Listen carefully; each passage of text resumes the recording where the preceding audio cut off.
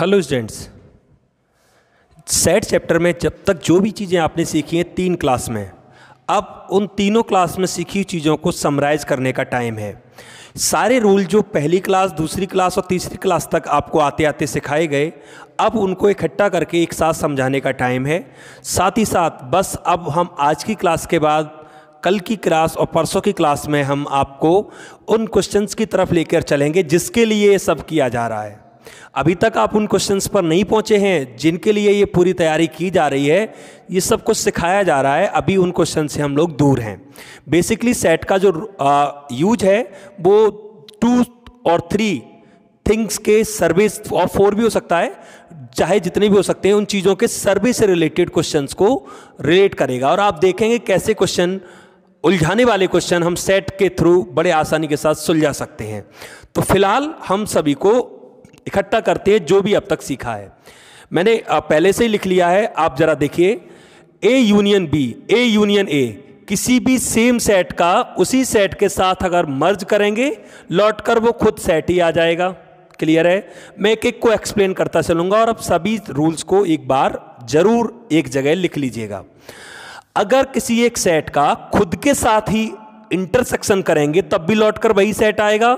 Union का मतलब है एलिमेंट को इकट्ठा कर देना और इंटरसेक्शन का मतलब है कॉमन देखना। अब खुद में क्या कॉमन होगा? खुद ही कॉमन होगा। कोई सेट अपने आप से ही अगर देखा जाएगा कि कॉमन, आप अपने आप में खुद के में कॉमन चीजें देखेंगे तो सारे कुछ कॉमन ही रहेगा। ए को खाली ब्रैकेट, फाई का मतलब नल सेट, एम्पटी सेट, इस ए को अगर नल सेट के साथ यूनियन करेंगे तो फिर लौटकर ए ही आएगा, क्योंकि ए में खाली चीज मिलाओगे तो ए ही तो रहेगा। मैं पहले भी बता चुका हूं ये, लेकिन फिर मैं कनेक्ट कर रहा हूं। ए को इंटरसेक्शन करेंगे खाली ब्रैकेट के साथ तो फिर कुछ नहीं आएगा, दोनों में कुछ भी कॉमन नहीं होगा। तो ये तो वो रूल है जो मैं पहले भी एक्सप्लेन कर चुका हूं। अब देखिए, कम्यूटेटिव लॉ को फॉलो करता है यूनियन और इंटरसेक्शन के केस में। कम्यूटेटिव को यूनियन और इंटरसेक्शन के केस में माइनस में नहीं करेगा। a माइनस बी माइनस ए के इक्वल नहीं होगा, यह बात मैं पहले भी बता चुका हूं।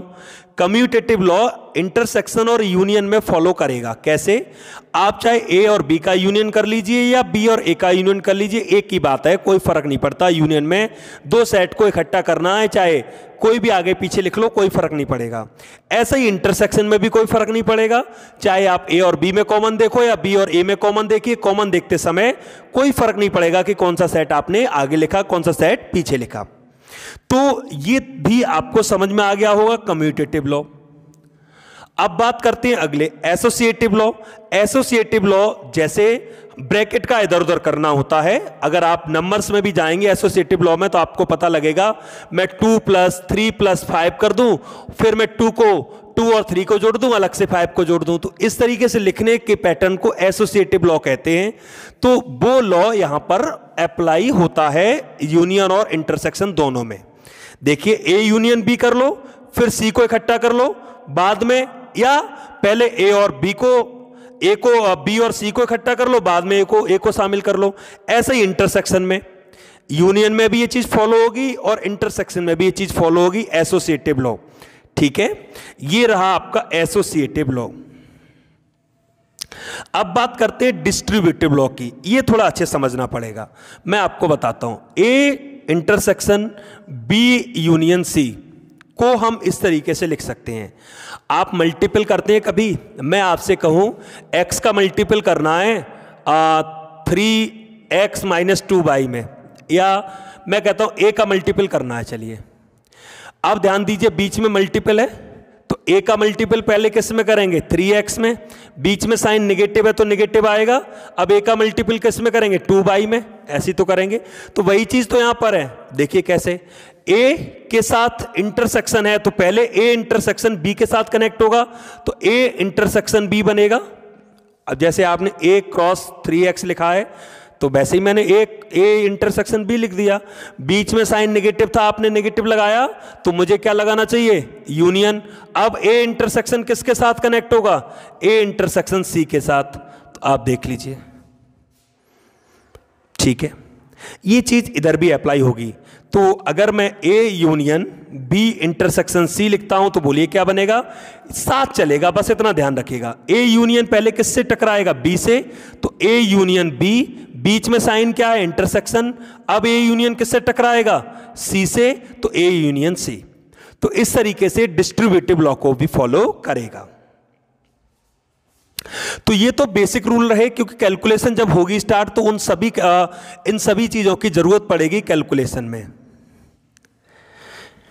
अब आइए स्टूडेंट्स, यूनिवर्सल सेट से रिलेटेड कुछ बातें कर लेते हैं। यूनिवर्सल सेट मैं लास्ट क्लास में समझाया था। यूनिवर्सल सेट एक ऐसा सेट होता है जिसमें सब छोटे छोटे सेट शामिल होते हैं। जरूरी नहीं है यूनिवर्सल सेट में इनफाइनाइट एलिमेंट हो, ऐसा बिल्कुल जरूरी नहीं है, लेकिन हाँ यूनिवर्सल सेट में जितने सेट दिए गए हैं वो सब आ रहे होंगे। अगर वो सभी एलिमेंट एक ही सेट में जाके इकट्ठे हो जाते हैं तो उसे हम यूनिवर्सल सेट ही कहेंगे। ठीक है, अब आप देखिए, मैं अगर बात करता हूं यूनिवर्सल सेट की, फाई मतलब खाली, खाली का अगर डैश निकालेंगे, खाली का डैश निकालेंगे, मतलब डैश मतलब क्या था, कंप्लीमेंट, कंप्लीमेंट मतलब यूनिवर्सल सेट से फाई को घटाएंगे तो लौट कर यू ही तो आएगा। लो भाई, फाई का डैश इसीलिए तो यूनिवर्सल सेट आ रहा है। अब आप u का ही डैश निकालो, मतलब जैसे नहीं 90 का कंप्लीमेंट एंगल निकालो। अब 90 का कंप्लीमेंट एंगल क्या, 90 खुद अपने आप में कंप्लीमेंट है, पूरा है, तो 90 का कंप्लीमेंट निकालेंगे तो 0 ही तो आएगा। तो देखिए यूनिवर्सल सेट का कंप्लीमेंट निकालोगे तो फाई आएगा।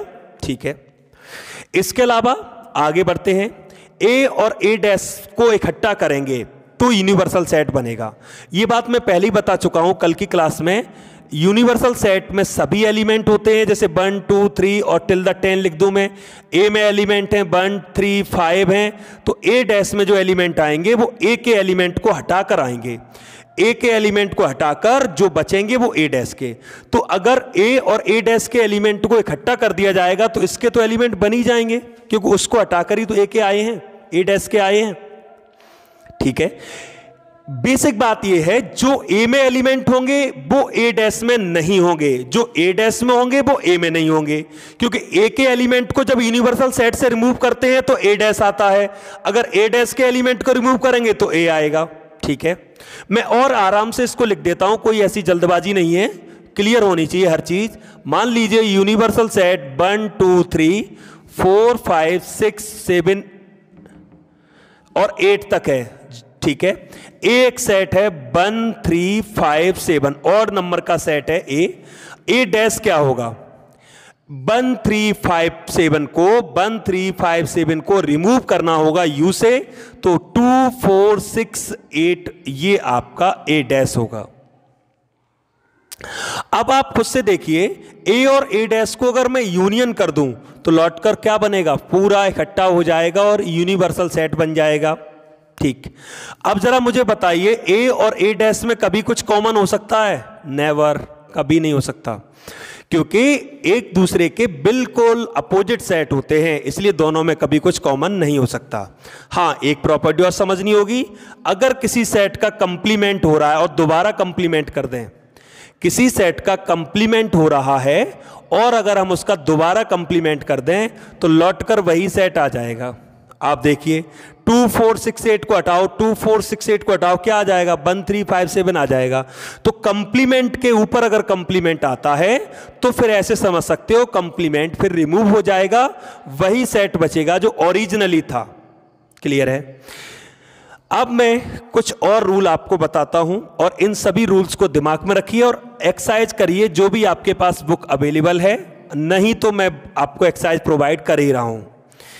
इसके अलावा एक रूल और आपका आता है इसमें, डी मॉर्गन्स लॉ करके। आइए समझते हैं डी मॉर्गन्स लॉ क्या है।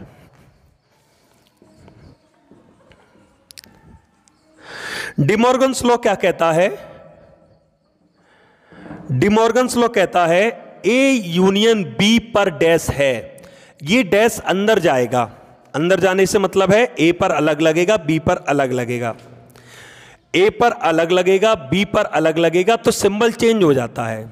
यूनियन है तो इंटरसेक्शन हो जाता है और इंटरसेक्शन है तो यूनियन हो जाता है। ठीक है, इसका दूसरा पार्ट भी है, जैसे समझिए डी मॉर्गन्स लॉ का फर्स्ट पार्ट और डिमॉर्गन्स लॉ का सेकंड पार्ट, ये नाम है मैथमेटिशियन का। ए इंटरसेक्शन बी डैश अगर है, फिर ये अगर अंदर आएगा तो आ जाएगा दोनों पर, नो प्रॉब्लम। इंटरसेक्शन है तो यूनियन हो जाएगा। इस रूल का यूज आप बहुत जगह देखेंगे, क्लास 12th में भी देखेंगे। क्लास 12th में जब हम प्रोबेबिलिटी स्टडी करते हैं तो प्रोबेबिलिटी भी काफ़ी कुछ सेट से कनेक्टेड होती है, तो इसलिए सेट चैप्टर को बिल्कुल हल्के में मत लीजिएगा। सेट चैप्टर का यूज क्लास 12th की प्रोबेबिलिटी में बहुत ज़्यादा है। तो ए यूनियन बी का डैश लगा है, कंप्लीमेंट है तो कंप्लीमेंट अंदर आ जाएगा, बट यूनियन है तो इंटरसेक्शन हो जाएगा, और इंटरसेक्शन है तो यूनियन हो जाएगा। अब आइए मैं इनका प्रूफ करा के दिखा देता हूं। प्रूफ तो वैसे सभी के हैं, ठीक है, पीछे जो रूल लिखाए हैं एसोसिएटिव कम्यूटेटिव सबके प्रूफ हैं, लेकिन स्पेशली इसका proof examination point of view से भी जरूरी है। तो इसका प्रूफ कराते हैं, और आप ये भी देखेंगे कि सेट के जो टर्म होते हैं उनको प्रूफ करते कैसे हैं। देखिए, चलिए मैं इसमें से एक करा देता हूं, ये दोनों एक जैसे ही होंगे, इसलिए ये यूनियन बी कंप्लीमेंट, ए कंप्लीमेंट और बी कंप्लीमेंट, मुझे प्रूव करना है ये दोनों इक्वल होंगे। प्रूव करने से पहले मैं एक बात क्लियर कर दूं, स्टूडेंट मैं किस तरीके का इस्तेमाल करूंगा वो समझ लीजिए। आपको पता है ए सबसेट बी का है, इसका मतलब क्या है? इसका मतलब है ए के सभी एलिमेंट बी में हैं, और मैं ये भी कह दूं बी सबसेट ए का है। दोनों बातें एक साथ में बोल दूं, दोनों बातें अगर मैं एक साथ बोलता हूं, मैं कहता हूं ए सबसेट ऑफ बी, ए के सभी एलिमेंट बी में हैं, और फिर मैं ये भी कहता हूं बी के सभी एलिमेंट ए में हैं, ए के सभी बी में हैं, बी के सभी ए में हैं। इसका मतलब इन दोनों से कंक्लूजन आप क्या निकालेंगे? यही तो निकालेंगे। इसी थीम पर ये प्रूफ होते हैं सभी, जो मैं आगे अभी करने जा रहा हूं, और आप बड़ी आसानी के साथ समझ जाएंगे। बस स्टेटमेंट लिखना होता है, एक बार प्रोसेस को मेरे साथ फॉलो करिए, तुरंत प्रूफ करना सीख जाएंगे। और अकेला ये लॉ नहीं, फिर ढेर सारे क्वेश्चन आप देखेंगे बुक उठाकर एक ही पैटर्न से प्रूव कराए गए हैं। सबसे पहले मैं मानूंगा कि एक कोई एक्स एलिमेंट है, let x is an element of A union B dash. Arbitrary शब्द और आप वहां बुक में लिखा देखेंगे, arbitrary, x is an arbitrary element. Arbitrary शब्द का मतलब कंसीडर किया हुआ होता है, कोई ऐसा प्रॉब्लम नहीं है, चाहो तो लगा सकते हो। X is an element of A union B dash. X एक एलिमेंट है ए यूनियन बी डैश का। इसका मतलब समझते चलना। अब एक एक लाइन, हर एक लाइन अगली लाइन का रास्ता खोलेगी। इसका सीधा सा सेंस क्या होगा कि एक्स बिलोंग करेगा फिर तो इससे, ठीक है। अब सिंबल में सब कुछ चलेगा, सेट चैप्टर सिंबल पर डिपेंड है। एक्स एक एलिमेंट मैंने मान लिया है कि एक्स इसका एक एलिमेंट है, तो फिर इसमें बिलोंग करेगा। अभी मैंने क्या सिखाया था? कोई एलिमेंट, जो एलिमेंट ए में होते हैं वो ए डैश में नहीं होते, और जो ए डैश में होते हैं वो ए में नहीं होते, क्योंकि ए और ए डैश दोनों अपोजिट बातें हैं। ए के एलिमेंट को जब हटाया होगा यूनिवर्सल सेट से तो ए डैश बना होगा, और जो ए डैश में हटाएंगे तो ए बनेगा। यानी सिंपल सी बात यह है, अगर कोई मुझसे कहता है कि 5 एक एलिमेंट ए डैश में है, तो मैं समझ गया 5 फिर ए में नहीं होगा। समझ गए? तो जरा गौर करिए, एक्स बिलोंग कर रहा है ए यूनियन बी के डैश में, तो कंफर्म हूं मैं एक्स बिलोंग नहीं करेगा ए यूनियन बी में। समझिए, मैंने नॉट बिलोंग्स टू का साइन लगा दिया और डैश हटा दिया है। एक्स अगर इसके डैश में कंप्लीमेंट में बिलोंग करेगा तो फिर नॉर्मल में बिलोंग नहीं करेगा। आप यहां से समझिए, अगर 5 बिलोंग कर रहा है ए डैश में तो कंफर्म है फिर 5 ए में बिलोंग नहीं करेगा, तो वही तो अप्लाई किया है मैंने। अच्छा, आप जरा अलग अलग देखना, कोई एलिमेंट दोनों के यूनियन में नहीं आ रहा है, यूनियन में आया ही नहीं, तो कंफर्मली एक बात क्लियर है, इसका मतलब एक्स न तो ए में होगा और एक्स न तो बी में होगा, क्योंकि किसी एक में भी होता ना तो यूनियन में जरूर आता। यूनियन का मतलब होता है किसी भी एलिमेंट को लेफ्ट नहीं करना है, सारे एलिमेंट को कलेक्टिवली लिखना है। अगर मैं कहता हूं ए के पास एलिमेंट है ए बी सी और बी के पास एलिमेंट है डी ई एफ, और मैं कहूं ए यूनियन बी निकालिए, तो ए यूनियन बी क्या आएगा, A B C E F. अब डी नहीं आया, डी क्यों नहीं आया, डी ना ए के पास था ना बी के पास था, इसलिए डी नहीं आया।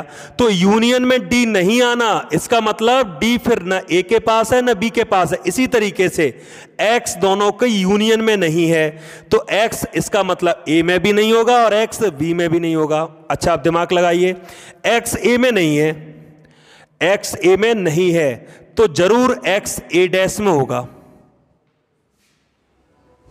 समझिए इस चीज को, बार बार मैं अलग से समझा रहा हूं कि अगर 5 ए में नहीं है तो 5 जरूर ए डैश में होगा। तो x अगर a में नहीं है तो x a डैश में होगा, इसी तरीके से x b डैश में भी होगा। अब देखिए x a डैश में भी है और x b डैश में भी है, x दोनों में है, इस सेट में भी है इस सेट में भी है, ओके तो जरूर x दोनों के इंटरसेक्शन में भी होगी। इंटरसेक्शन क्यों लिखा, आरएचएस को देखकर।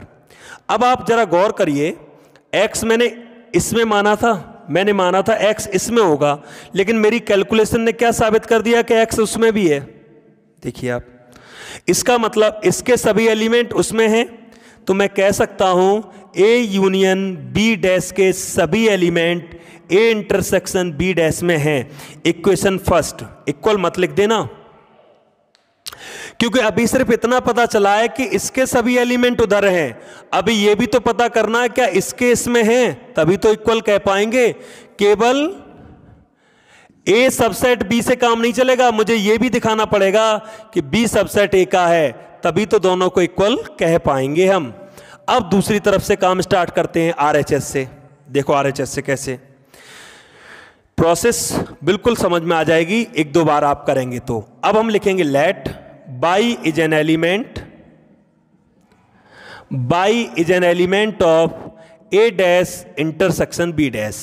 मान लेते हैं बाई एक एलिमेंट होगा किसका, A dash intersection B dash का। आरएचएस से एलएचएस की तरफ चलेंगे, अभी एलएचएस से आरएचएस की तरफ चले थे, ठीक है। इसका मतलब बाई बिलोंग करेगा ए डैश इंटरसेक्शन बी डैश से। अब जरा गौर करिए, बाई दोनों के कॉमन में है, इंटरसेक्शन मतलब कॉमन, बाई दोनों के इंटरसेक्शन में है, मतलब बाई दोनों के इंटरसेक्शन में है, इसका मतलब बाई ए डैश में भी होगा और बाई बी डैश में भी जरूर होगा। भाई दोनों के कॉमन में है, बाई अगर दोनों के कॉमन में है तो जरूर दोनों में इंडिविजुअली तो होगा, तभी तो कॉमन में आया होगा। बाई ए डैश में है, सोचिए, तो बाई ए डैश में है तो ए में नहीं होगा, डैश हटा दिया, बस यही करना है आपको स्टेप बाय स्टेप। तो बाई बी में नहीं होगा, अब बाई ए में भी नहीं है, बाई बी में भी नहीं है, बाई सेट ए में भी एलिमेंट नहीं है, बाई सेट बी में भी नहीं है, तो बाई दोनों के यूनियन में तो बिल्कुल नहीं होगा। जब बाई ए में ही नहीं है, जब बाई एलिमेंट बी में भी नहीं है, बाई एक एलिमेंट सेट ए में भी नहीं है, सेट बी में भी नहीं है, तो सेट ए और बी के एलिमेंट इकट्ठे करेंगे तब भी तो बाई नहीं आएगा, तो बाई उनमें नहीं होगा। अब बाई यूनियन में नहीं है, लेकिन बाई यूनियन के डैश में तो होगा, क्योंकि जो एलिमेंट नॉर्मल सेट में नहीं होते हैं वो उसके कंप्लीमेंट में जरूर होते हैं। अब आप देखो, वहां से चले थे यहां पहुंच गए, इधर से इधर आ गए, यानी कि मैं कह सकता हूं मैंने बाई इसका माना था लेकिन बाई उधर पहुंच गया। A intersection A dash intersection B dash के सभी element A union B dash में होंगे। अब फर्स्ट और सेकंड को देखो, फर्स्ट कहती है इसके सभी एलिमेंट इसमें हैं, इससे मतलब एलएचएस के सभी एलिमेंट आरएचएस में हैं, और ये क्या कहती है आरएचएस के सभी एलिमेंट एलएचएस में है, एलएचएस के सभी एलिमेंट आरएचएस में हैं, आरएचएस के सभी एलिमेंट एलएचएस में हैं। तो ओवरऑल हम क्या कह सकते हैं, फ्रॉम फर्स्ट और सेकंड हम इस बात को कह सकते हैं कि ए यूनियन बी डैश बराबर होगा ए डैश इंटरसेक्शन बी डैश के, देख सकते हैं। तो जब भी इस तरीके के प्रूफ आपके सामने आएंगे आप डबल चलेंगे, डबल। अब आप सेकंड पार्ट इसका सेल्फ करके देखिएगा, जैसे फर्स्ट पार्ट हुआ है बिल्कुल सेकंड पार्ट इसका बिल्कुल ऐसे ही चलेगा और आप डी मॉर्गन्स लॉ का यूज समझ जाएंगे। प्रूफ तो बहुत कम ही आता है, लेकिन मैंने करा दिया जिससे कि आपको पता रहे कि लॉ बना कैसे है और कैसे हम कह पाते हैं कि जब डैश अंदर जाएगा तो यूनियन का इंटरसेक्शन और इंटरसेक्शन का यूनियन हो जाएगा। इसके अलावा एक और मैं प्रूफ आपको कराता हूं। जैसे आ गया मेरे सामने, प्रूव करके दिखाइए a minus B equal A intersection B dash. इसका दूसरा पार्ट भी हो सकता है, फर्स्ट पार्ट, सेकंड पार्ट भी हो सकता है कि मैं b माइनस ए लिखूं और b इंटरसेक्शन a डैश कर दूं। देखिए स्टूडेंट, इसका मतलब भी वही होता है जो a माइनस बी का मतलब समझाया गया था। a माइनस बी का मतलब समझाया गया था ओनली a, या कह सकते हैं a बट नॉट b। ए के एलिमेंट तो चाहिए लेकिन बी के नहीं चाहिए, बी में अगर कोई कॉमन भी होगा वो भी मुझे नहीं चाहिए, तो ए बट नॉट बी कह लीजिए या ओनली ए कह लीजिए। लेकिन समझिए इसको प्रूव कैसे करते हैं। तरीका वही रहेगा जैसा डी मॉर्गन्स लॉ में लगाया है, एज इट एज, बिल्कुल वही प्रोसेस इस्तेमाल करूंगा मैं क्या करूंगा फिर समझ लीजिए। सबसे पहले मैं एक्स इसका एक एलिमेंट मानूंगा और मैं दिखा दूंगा कि एक्स इसमें भी है। इसका मतलब ये वाला सेट इसका सबसेट हो जाएगा। फिर मैं एक एलिमेंट बाई इसमें मानूंगा और मैं कह दूंगा बाई उधर भी है। इसका मतलब ये इसके सारे एलिमेंट इधर आ गए। इसका मतलब LHS के सभी एलिमेंट RHS में हैं, RHS के सभी एलिमेंट LHS में हैं। इसका मतलब left hand side equal right hand side की होगी। तो पूरी प्रोसेस समझिए करते कैसे हैं। बात अकेला ये नहीं कि ये कर लिया वो कर लिया। कोई भी क्वेश्चन इस तरीके का आए सेट के केस में आप इसी तरीके से प्रूव कर सकते हैं। आइए मैं इसको करके दिखाता हूं। मान लेते हैं let x is an element of a minus B. इसका मतलब x बिलोंग करेगा a माइनस बी से। अब माइनस याद दिलाता हूं, माइनस क्या था? माइनस का मतलब था अगर 1 2 3 4 एलिमेंट हैं a में और b में एलिमेंट है 4 5 6 7, तो जब माइनस करेंगे a माइनस बी तो 1 2 3 4 रहेगा माइनस 4 5 6 7 रहेगा। जो कॉमन कौन है? 4 कॉमन है, 4 कॉमन है वो नहीं लिया जाएगा, तो एलिमेंट केवल आएंगे 1 2 3। रिजल्ट जो आता है वो केवल किस में होता है? ए में। बी के तो वैसे ही छोड़ देते हैं और जो कॉमन होते हैं वो भी नहीं लेते हैं। अब जरा गौर करिएगा, x इन दोनों के नेगेटिव का रिजल्ट है। a और b का जो नेगेटिव का रिजल्ट आएगा ना, a और b को जो माइनस करके रिजल्ट निकल के आएगा उसका एक एलिमेंट x है। क्या x b का एलिमेंट हो सकता है? अगर b का एलिमेंट होता तो छोड़ दिया गया होता, फिर क्यों आता ये? इसका मतलब x केवल और केवल किस में होगा? इसका मतलब x केवल और केवल a में होगा और x b में नहीं होगा। देख लीजिए, क्योंकि x अगर b में होता तो माइनस में क्यों आता? वो तो रिमूव कर देती है ना कॉमन वाले, तो x केवल a में होगा। अब x a में है, बना रहने दीजिए। x b में नहीं है, x b में नहीं है तो x किस में होगा? b डैश में होगा। x b में नहीं है तो किस में होगा? b डैश में। अब जरा ध्यान दीजिए, x a में है, इसको नहीं बदला। ये चीज ये मत सोचिएगा कि इसको क्रॉस क्यों नहीं किया, जरूरत के हिसाब से चलते हैं, RHS को देखते हुए चलेंगे। प्रूफ क्या करना है, ठीक है? ये नहीं कि हर स्टेप में बदलना ही बदलना है हमें। हमारी कंडीशन, हमारी रिक्वायरमेंट क्या कहती है उसके अकॉर्डिंग चलना है। x बिलोंग कर रहा है a से, x बिलोंग कर रहा है b डैश से, x a में भी है, x b में भी है, x दोनों में है। x दोनों में है तो जरूर दोनों के इंटरसेक्शन में भी होगा। a माइनस बी में x माना था और देखो x कहां पहुंचा। इसका मतलब a माइनस बी के सभी element a intersection b dash में हैं। इक्वेशन नंबर फर्स्ट, ठीक है? अब RHS से LHS की तरफ चलिए। अगर RHS से LHS की तरफ चलेंगे तो कैसे करेंगे वो भी सीखिए।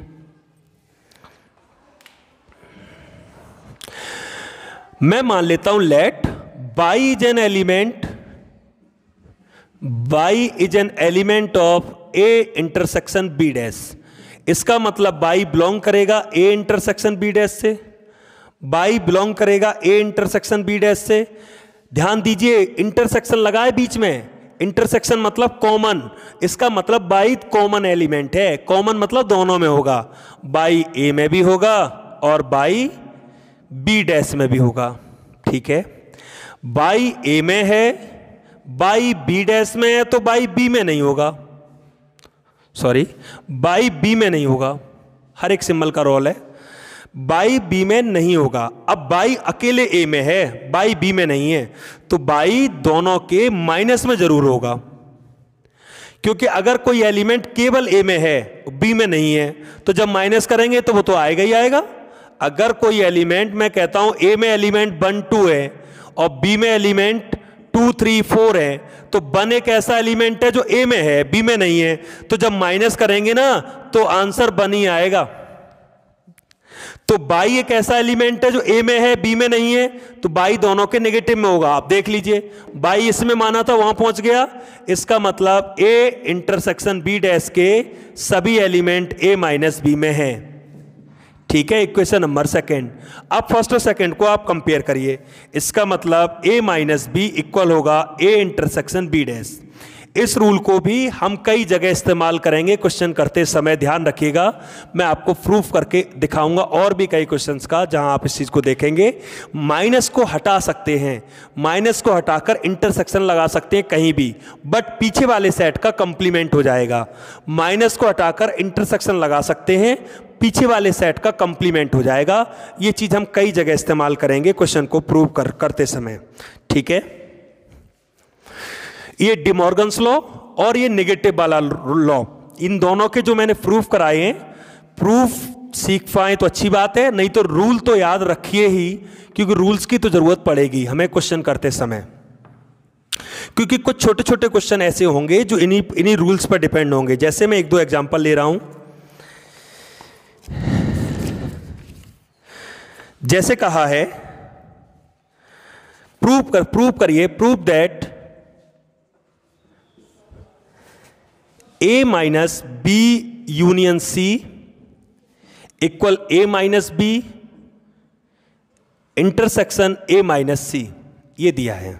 ठीक है, आप देख सकते हैं, ये आपके सामने लिखा है A minus B union C equal A minus B intersection A minus C. आइए मैं इसको करके दिखाता हूं, देखिए कैसे करेंगे। हम LHS पार्ट इसका ले लेते हैं, ए माइनस बी यूनियन सी। ठीक है, पहले इस चीज को नोटिस करिएगा।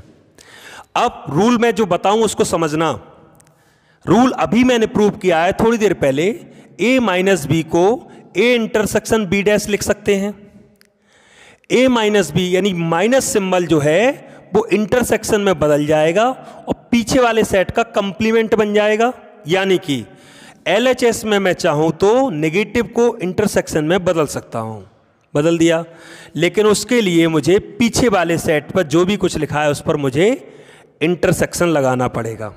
क्लियर है? अब डिमॉर्गन्स लॉ की बात करता हूं। डिमॉर्गन्स लॉ क्या कहता था? अगर 2 सेट हैं और कंप्लीमेंट लगा है, कंप्लीमेंट अलग अलग लग सकता है, लेकिन अगर यूनियन है तो इंटरसेक्शन हो जाएगा। ये डिमॉर्गन्स लॉ ने हमें बताया। तो ए इंटरसेक्शन ऐसा ही रहने दीजिए, ये कंप्लीमेंट अंदर लेकर आइए, मतलब बी पर भी लगाइए और सी पर भी लगाइए, लेकिन उसके लिए तुम्हें जो ये यूनियन है वो किस में बदल जाएगा? इंटरसेक्शन में। अब डिस्ट्रीब्यूटिव लॉ, डिस्ट्रीब्यूटिव मतलब जैसे मल्टीप्लाई करते हैं, मैंने स्टार्टिंग बताया था डिस्ट्रीब्यूटिव लॉ। देखो कैसे, ए इंटरसेक्शन किससे टकराएगा? ए इंटरसेक्शन टकराएगा बी डैश से, बीच में सिंबल क्या आएगा? इंटरसेक्शन बना रहने दो। ए इंटरसेक्शन अब किससे टकराएगा? सी डैश से, तो ए इंटरसेक्शन सी डैश। ठीक है, अब इस रूल का उल्टा देखना, अगर ये लिखा हो तो इसका मीनिंग क्या होगा? ए माइनस बी। ऐसे ही इसका मीनिंग क्या होगा? अगर सी यहां पर होता तो इसका मीनिंग क्या होगा? ए माइनस सी। लीजिए RHS आ गई। तो ऐसे अगर करेंगे तो वन साइडेड हो जाएगा। फिर अगर एक्स वाले तरीके से करते कि x is an element of this और फिर सॉल्व करते तो उधर से भी इधर करना पड़ता। तो अगर ये 2 रूल आपको समझ में आए हैं तो इन 2 रूल पर डिपेंड होकर आप ऐसे कई क्वेश्चन कर सकते हैं, बस चेंजिंग करनी पड़ेगी जैसे मैंने इस तरीके से की है। आइए मैं एक दो और कर देता हूं जिससे कि और क्लियर हो कि इस रूल को कैसे इस्तेमाल करना है। फिर हम कल की क्लास में आपको बेन डायग्राम समझाएंगे और बेन डायग्राम के बाद फिर हम उन क्वेश्चंस पर पहुंच जाएंगे जिसके लिए 3-4 दिन से ये मेहनत हमारी चल रही है। उन क्वेश्चंस की तरफ हम मूव करेंगे। जैसे एक और क्वेश्चन लेता हूं मैं। जैसे इसमें कहा है a minus B minus C, show करके दिखाइए a minus B minus C equal a minus B union a intersection c। ठीक है, आइए इसको करते हैं। ठीक है, फिर से लेफ्ट हैंड साइड लेते हैं, लेफ्ट हैंड साइड लेते हैं।